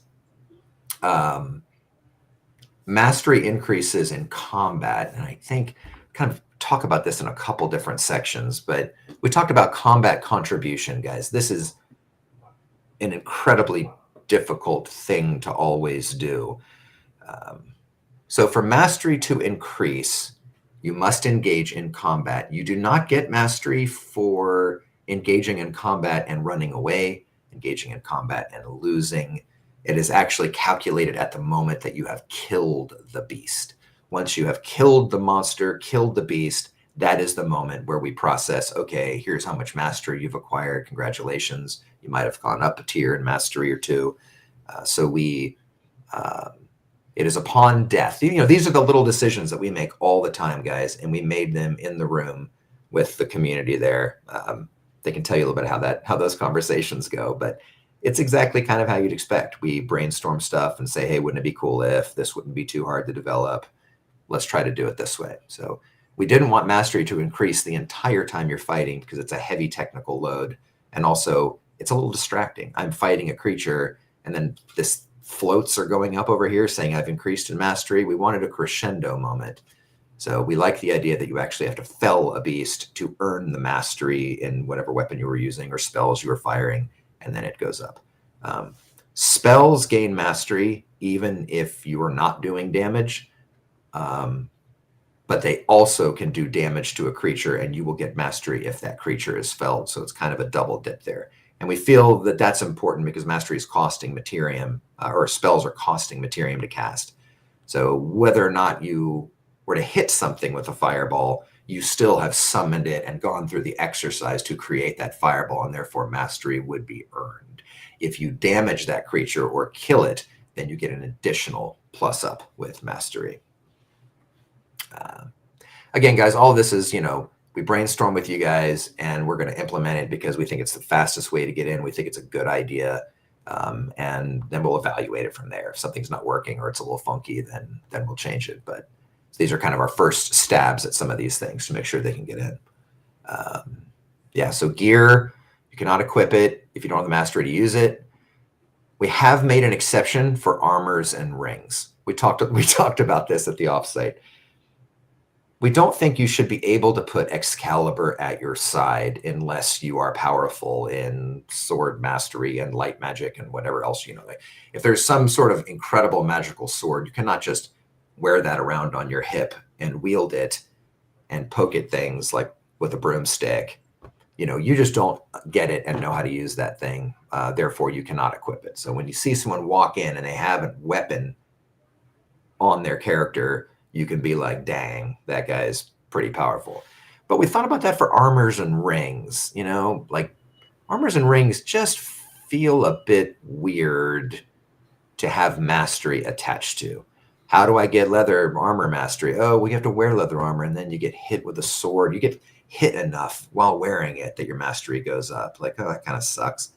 So we kind of like the idea that we just remove that rule for armors and rings. And again, guys, from a game design standpoint, I am always a proponent of removing rules. The less rules, the better. Every time we put a law or a rule into place, it's something you don't get to do. So I like starting with a game that has as few rules as possible, seeing what you guys do, because that allows you more freedom. And it works for a lot of reasons. Makes the game more fun. So yeah, let's walk through what that looks like. I'm a very powerful, high-level guy. My buddy comes in, he's very low level and stinks. Yeah, I can, if I want to give Frodo the Mithril, we call it, you know, if I want to give something very fancy to help buff my friend's defense early on, we think you should be allowed to do that. So this is going to be a game where you can help lower level players by getting them defensive things like armors and things. And that'll just kind of help get them through the tough times while they're going out there and swinging their little short sword until they can acquire better mastery. If you have an item that you equipped, guys, so, you know, mastery is kind of your experience points in the game. When you die, you will lose some of that experience points. That's the pushback in the system that makes heroes heroes. Unless you have materium and you want to spend materium at your cemetery to come back without penalty, mastery points are your experience points. And kind of like EverQuest, you know, if you die, you can come back for no cost, but you will have lost mastery along the way. So if you lose mastery and you had an item equipped, these are edge cases, right? But I had an item equipped and I was able to wield it. It would still be on your hip, but it would be grayed out. So you'd be in kind of a funny, you know, you can't equip it because you didn't have the mastery, but if it was already equipped, what would happen? And we don't want to try to put it back in your inventory because what if your inventory is full, blah, blah, blah. Durability, we talked about durability. We don't hate the idea, and I'm saying we, when I say we, guys, it's like the development team and everyone who's at the offsite. No one really hated the idea of items getting damaged out there. But I think we all agreed, like I've talked about before, that it just sucks if it's breaking all the time, and that, you know, it needs to be more of a, you know, I'm going to say, you know, Diablo rhythm of I use this thing all the freaking time, and at some point maybe it breaks and I have to take it back to somewhere. I go tink, tink, tink, and then it's healed. So we're not going to be implementing that right away, but it was just kind of a communal agreement that it sucks when it's breaking all the time. It sucks if it breaks 20%. Oh, your blade is now 20% less sharp, and now I'm doing 20% less damage, and just a little too much on the brain. So, you know, I think our kind of communal agreement was, let's not have it, but if we do put it in, let's have it be, it works most all the time. There's a possibility of it breaking. At that point, it kind of, you know, is barely functional, but kind of functions, and you can fix it really quickly at a local forge or leatherworker or whatever that might be. So that was durability. Again, guys, I'm just going to rip through these bad boys. This one turned out to be incredibly fun. We thought this might be kind of cool, and has ended up just being a riot.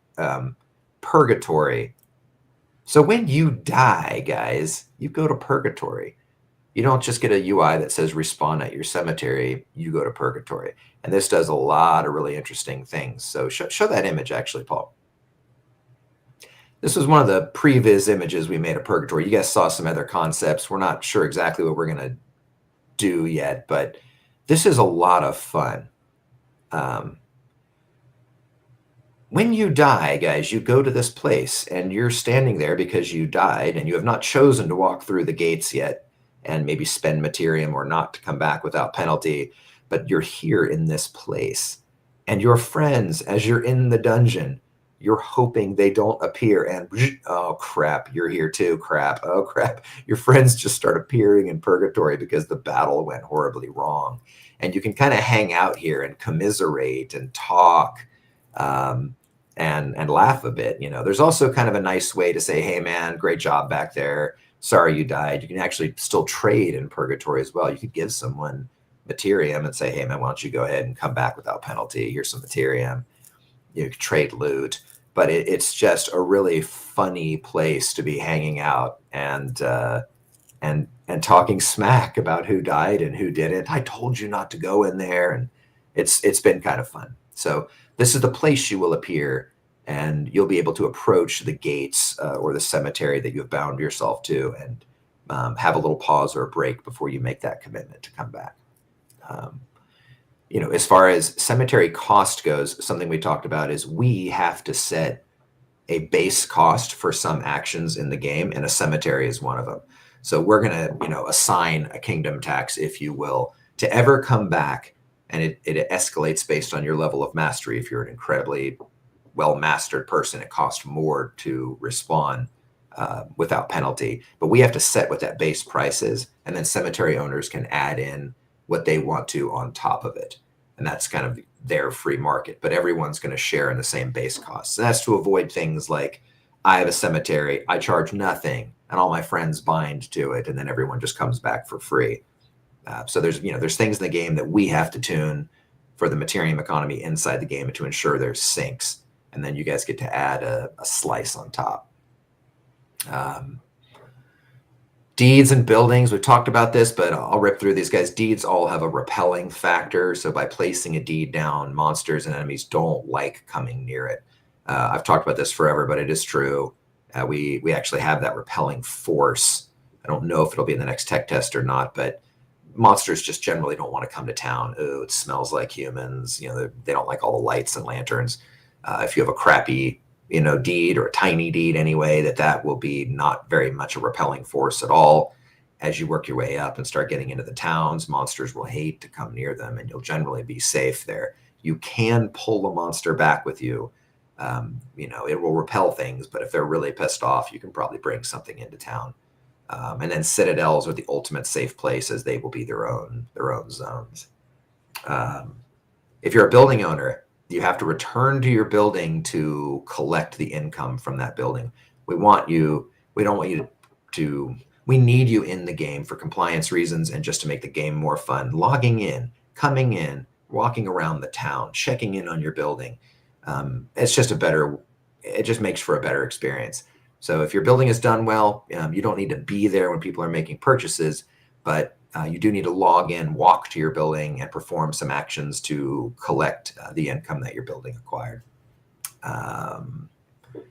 Deed owners, we will make sure that deed owners have the ability to dictate which buildings can be placed. So you will be able to look at your town layout and say, no, I don't want 50 cemeteries here. This is available for a cemetery only. These 3 will be X. You guys need to have that level of control. We understand that. We'll make sure that gets in. We promised you if you place a deed, you get a buff. That is true, but the current thinking is that you do need to place the deed. So are you a prince because you just own the deed? Ideally, you're a prince because you are managing a town of the prince and managing a town. And oh my God, there he goes. There's the prince. So, ultimately that's what we want to get to, guys. Crafting buildings, just so you guys know, you're going to have tons of recipes when you start. There might be recipes you can find in the world that are cool and rare, but everyone's going to have a lot of the base stuff just built into their building. We've talked about maybe the larger the building, the more recipes you have access to. It does make sense to us that a Majestic Forge has hotter fires and can maybe craft certain things that you shouldn't be able to in a tinkerer's tent. Damage types. Damage types and interactions will resolve independently. I'm just ripping on these game feature nerd notes, guys. So this is, bear with me, but damage types are a thing. We have to engineer it a certain way. There's a lot of communication that happens around it, and it affects everything. How does armor work? So a fire sword is an example here where the damage type that it applies 2 types of damage. It applies slashing damage and also molten damage or fire damage, if you will. So you can imagine that you're attacking a fire golem or a lava monster of some kind. Your slashing damage might apply, but your fire damage might be 0 against him because he's made of fire and doesn't care. So there's multiple different types of damage that a weapon can apply, and there's also many types of defenses that creatures and your armors can employ as well that will each work against those separate damage types. Did I butcher that, Jason? I think I got that right? Yes? No, that's exactly the way I remember it. Okay. Perfect. Loot design. So can't talk about loot without talking about combat contribution. So I'm going to get into this really quick, guys. Again, there is no way to announce here's how this works and have everybody be like, oh my gosh, what a perfect system that is.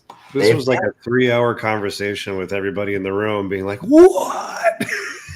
So anyway, it's just a very difficult thing to do. So it's very difficult to engineer, and it never pleases everybody. So again, it's like we really wanted to communicate with the community and get their feedback on this. I look at loot and combat contribution as the thing we want to implement first. I talk about a lot of the features that we're working on and developing, guys. We try to include you in the conversation to get in as a V1. Think of this as a V1. But we think this is kind of cool. So I want to talk about combat contribution first. You can see how messy combat contribution is. So our game is not PvP. Therefore, if you kill something, if you had PvP and a halfling jumps out of the shadows and steals all the loot and tries to run away, you and your friends can chase them down and kill that halfling and take everything on them. We're not that game. And we're not that game for a grand array of reasons. Monsters are going to be terribly difficult. It's you against evil. And griefing in PvP is such a thing. Anyone ever played Ultima Online and got lightning bolted when they first walked out of town knows that feeling, and it's funny for the lightning bolter, less funny for the boltee. So we've decided to make this game, PvE. And because of that, we want to limit who can loot. It should not be anyone can loot. It should only be people that contributed to combat. So how do we do combat contribution? And you can see how difficult it gets when we say, well, I hit the monster. I hit it for a lot of because I had a battle axe, and well, you were far away and you just had a little wooden arrow. That's called plinking. We're calling it plinking. So for you to contribute, you had to have contributed to the damage of the creature in a way that the algorithm deems significant. And we'll expose that algorithm to you guys. But, you know, there's not a scenario by which, you know, you can be working on this boss monster and somebody rolls up last minute, stabs it with a dagger, and they're able to loot it. No, you need to have been a contributor, and an obvious one, to be able to loot something. Damage on creatures is an easy way for us to look at your contribution. Now you start getting into the difficulties and the challenges of the support role. You wouldn't have killed them if it wasn't for my bard playing the song that buffed you while you were attacking that guy. So I contributed because I was the bard who played the song. Man, no, you almost died, bard. That song wouldn't have existed because I, the healer, healed you, bard, and therefore I contributed. And, you know, so you can imagine these multi-tiered, very abstracted ways to say somebody contributed or not. Very hard to engineer, very hard to explain to you guys. So what we want to try first is the obvious thing. And we think this actually works. It's based on damage, period. Now soak this in for a second, guys. Damage. If I damage the creature, I have contributed to combat. So the next question is, well, what does that mean for the cleric? And this is where we had a lot of fun at the offsite, guys, walking through what this would mean. The easiest thing for us to do is say, if you damage a creature, well, you get to loot it. Well, what about the cleric? And the answer is would you want a cleric with you, healing you and ensuring you're surviving? Hell yes, you do. It is the ultimate flex to have a bard or a cleric rolling around with you, ensuring you're not dying by casting spells. If you're a cleric at the tavern and 4 people want to go adventuring and they walk up to you and say, oh, dude, man, you want to roll with us? What's that cleric going to say? That cleric's going to say, yeah. How much are you going to pay me to roll out there with you? Well, I mean, we're not going to pay you anything, man. I mean, you know, if we kill this monster, though, we'll totally give you a share of it. Nah, I don't know, man. I want 1,000 Materium up front or I'm not rolling with you at all. It becomes this conversation now. Can you get, you know, a person who is just in a support role to come with you? If you organize well, if you have a good guild, if you know people and forge relationships, you'll know who you can trust and who you can't. But we want to start there because it makes a support role like a cleric very powerful, and it makes you having one on your squad an ultimate flex because that trust has been built there. So, you know, we love that idea. At least it's an easy way to start, and it really makes, again, those support roles special. You want to earn the right to have one of those guys with you, earn their trust, and love and support them, or else they'll abandon you. They'll give you a bad name. And we talked about that too. We want the ability, like, to have a log and be like, I hate that guy. I hate that guy. I hate that guy. Some sort of hate list that you can generate to help remind you that that guy is not trustworthy and cool. So that's kind of the easiest thing for us to develop, and it creates some interesting social mechanics in the game. So we want to try to build that first, guys. I think it also helps the potion shops. Like you can be responsible for yourself and make that a more interesting economic loop for a lot of people. So if you have a cleric, that's on the fly, boom, instant. A potion you might have to drink, taking time in combat to chug, chug, chug. And that health bar isn't going to go up that absolute instant. It'll probably be, you know, a bit of a slow roll up. So, you know, the cleric spell casting needs to be incredibly powerful and incredibly on demand. So we think that'll be really cool, very interesting. Looting. This was one that we talked about a lot, guys. So looting systems, nothing's perfect. I'll tell you that sometimes it's easier to identify the things you hate than the things you love. I hate that. Let's say there's 5 of us. We contributed to combat, and we tap on a creature that we just killed. Let's say it only has 3 items on it. We all contributed. Well, one way you can do it is you can allot those items on a creature to 3 people, and 2 of them just didn't make it. So now I walk up, I tap on the creature to loot it, and I see an empty screen. There's nothing here, nothing to loot. Simultaneously, my friend is going, yeah, jumping up and down. I'm like, I thought there wasn't anything on this guy. Oh, well, I mean, there just wasn't for you. Like, I hate that. I think that's funky. So instead, what we're going to try is, and we kind of role played this actually at the offsite. What does it mean to loot? What would it actually look like if we killed something and we had to walk up and loot it? And what we like is, here's what we want to try. And again, guys, these are things that we think are cool and we want to try it. Load up that first image, Paul. So, walk through this, guys. Oh, we killed a goblin and we're walking up. What we really want to avoid is, yeah, we've contributed, 3 or 4 of us contributed. You don't want someone to run over to it, take all. So go to the next one. So we walk over to this creature, and there they are. There's 6 items on this creature. For you to tap on something and collect, just a little spinny wheel comes up that everyone can see. So it pays to go over there and see what the guy has on it. You tap on what it is you want to collect, and you get just a little delay before it actually makes it over to your inventory. Simultaneously, in real time, you can see what everyone else is picking. So imagine you're walking over to a creature and you're going through its pockets.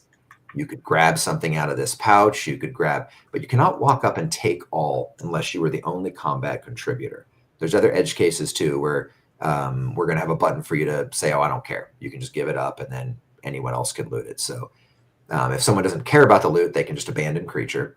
But you can walk up, and if there's a boss monster, there's 10 cool items, everyone's in there tapping on it, and you can see which ones they're picking, and you're picking one too. So you are still incentivized to be nearer the creature. And again, we walked through all these scenarios. Like, well, gosh, I'm the guy up front. I'm going to be able to click on him faster than you are. Well, yeah, but there'll be a couple second delay that if you're a ranged person, you can make it up there. And if you're the person in harm's way who's getting hacked by this thing, shouldn't you get to at least bring the loot screen up a couple seconds before the guy who was shooting arrows safely 30 yards away? Maybe. So we're going to try to implement this kind of straightforward, what it would be like to loot system, and start with that first. All loot will start private only to combat contributors. Then what will happen is after 10 minutes, 15 minutes, or whatever it might be, that loot, anything left behind on the creature, becomes public. Anyone can walk up and loot it. And then after another 15 minutes or 20 minutes, 30 minutes, whatever we want to set that timer to, we need to clear that creature and everything on it from the world, such that we're not leaving a monstrous amount of just dead meshes everywhere. So that's kind of our stab that we want to try to get in. And we think it'll be pretty cool and pretty interesting. It's a little different take on it, but we think it's kind of the best way to honor combat contributors. And it kind of creates a fun system.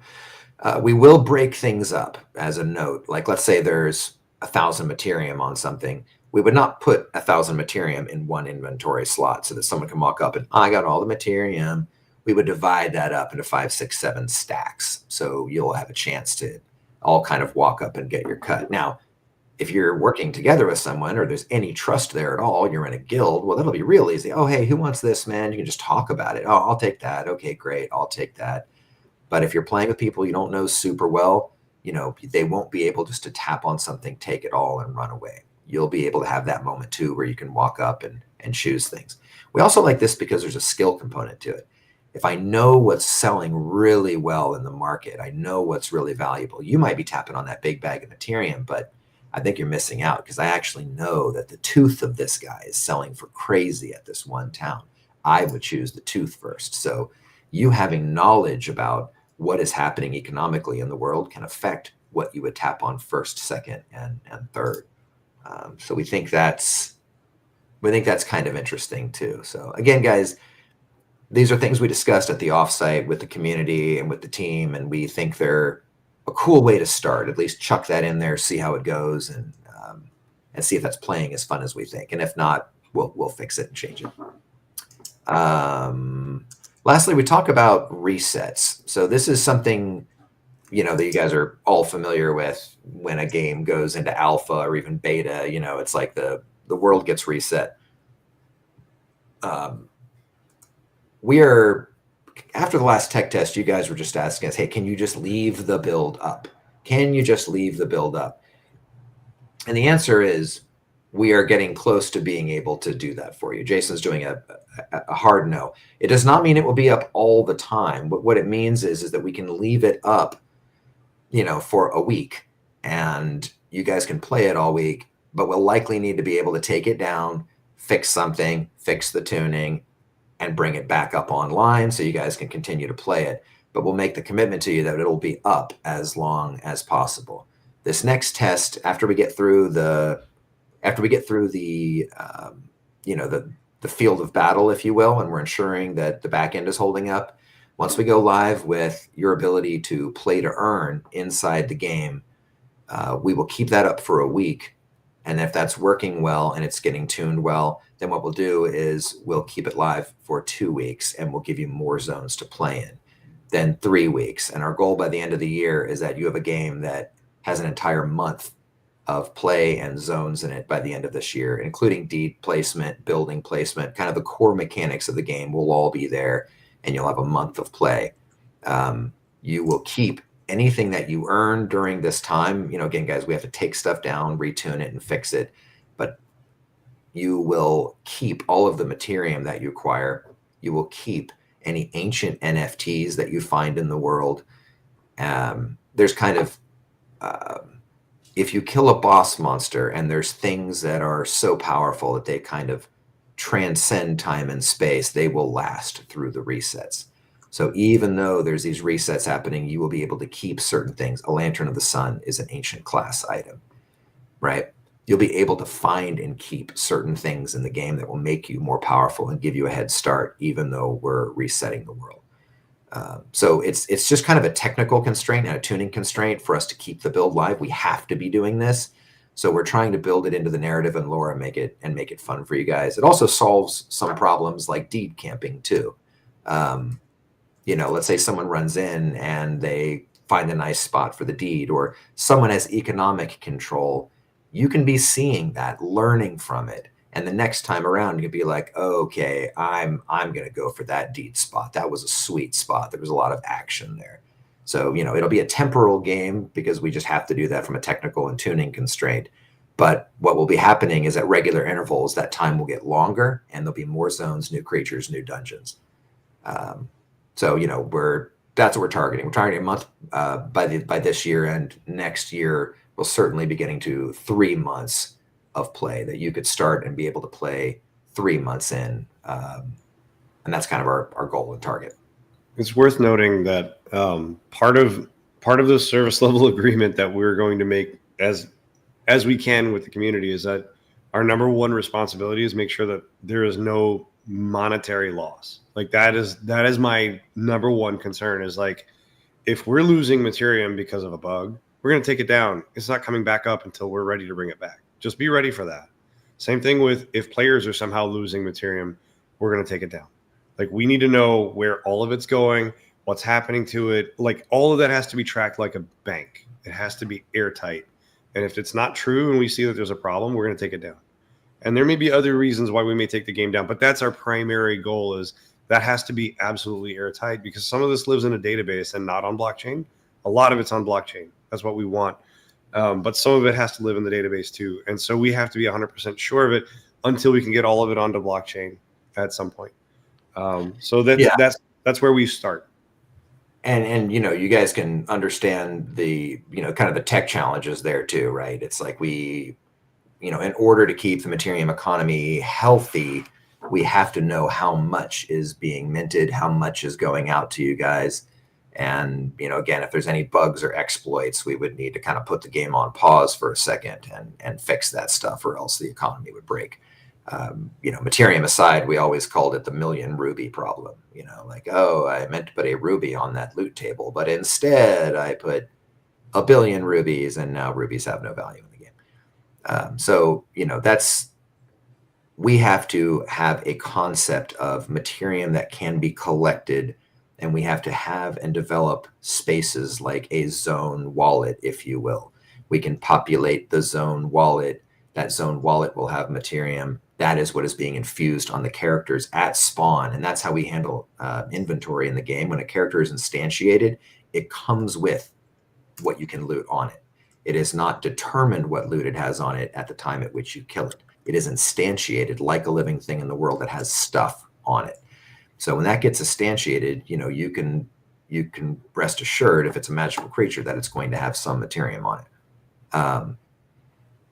But, you know, now that lives in a wallet, and there's also this concept in the DB of who actually has it on it. So you have to earmark things. You have to work between GALACHAIN and the DB so that we can have transfers happen instantaneously instead of developing a smart contract for every loot drop. So just know that there's a tremendous amount of technical work to make this happen. What we're trying to do, guys, and get to is the goal here is that there's a direct relationship between the Materium you have in your wallet as you're playing, which hasn't really been done too much because it's difficult. But what's cool is you start the game, you have Materium in your GALACHAIN account, and you can play with it. You can add to it, you can subtract from it. When you quit the game, we will show you, we will adjust your Materium in your GALACHAIN wallet to account for all the additions and the subtractions, and we can give you a log showing you, I looted this, I looted this, I looted this, I bought a sword here. We can give you a log of all the transactions. So we like that direct relationship, and I think you guys want that too. And you can imagine, you know, some of you guys are very Web3 and blockchain savvy, but you can imagine over time, we want millions of people in Mirandus at some point. And for new people coming onto here, if there's a very simple, direct relationship between the Materium you have and what you're spending and what you're getting, that's going to be the cleanest thing for people to understand, as opposed to a point-based system that, you know, you're acquiring something that's being abstracted into a score, and at some point that score is going to impact what it is you're receiving in the world at a later time. I just think that's kind of hard on the brain. So GALACHAIN is enabling us to do some stuff that we would not be able to do otherwise, and this is one of those places that I want to really push on and get in there for you guys, that it's just clean. I come into the game, I have Materium, I can spend it, I can earn it. Simple as that. When you exit the game, there it is. Really like that idea, and I think the community did too. It's just nice and clean and simple. So we want to try to kind of push on that and get that built. I think we're at about the 2-hour mark, guys. Pretty beefy. I think what we should probably do is, why don't we just hang out in Discord for a bit? We can answer more questions. I mean, I've got some time I can crack off to that, Paul. But does that sound good? Thank you again, everyone. Does that sound good to you guys, Jason, Matt, Manny? I'm 350 messages behind, but yeah, that sounds good. Maybe you should go back. I can hang out in Discord, Jason. You can go code all the things. Matt and Manny, I know you guys are busy too, but why don't we kill it here? Thank you again, everyone, for tuning in. We need your help on that next test because we're going to break Mirandus for sure. We want to try to have so many players in there that it absolutely breaks, so we know where that line is. Let's try to get at least 1,000 things running around a zone. That's kind of the ultimate goal. If we can do that, it holds up, then we'll launch the ability for you to play and earn. It'll be a cool new level with lots of new creatures. So yeah, be on the lookout for that next test, guys. And I think we might need a couple more weeks, a few more weeks to get that together, but we'll start posting pictures of it and you guys can see what that looks like. And we'll make sure that everyone has time to jump in and play it. And we'll try to come up with a good time that works internationally too. I know sometimes they're more sensitive than others, but on that next one, if we're trying to get 400, 500, 600, 700 people shooting bows at 300, 400 deer, we'll try to pick a time that works for everyone. I think that's it. I think that's it. Manny, you're muted. Smash that like button. Like and subscribe. Pew pew. Thanks for showing up, everybody. Share. That's the one. Share. Get to the Pump share that for the algorithm. Pump that algorithm, dude. Share, guys. Come on. All right.